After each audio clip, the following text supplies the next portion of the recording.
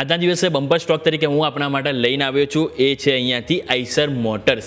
હવે Eicher motors શા માટે પસંદ કર્યું છે? સૌથી પહેલાં ચાર્ટ ઉપર નજર કરો તો ઓલમોસ્ટ જે યાર્ક પેટર્ન કહેવાય એટલે કે રાઉન્ડિંગ બોટમ ફાયર ફોર્મેશન એનું બ્રેકઆઉટ આપવાની ઓલમોસ્ટ તમને તૈયારી છે.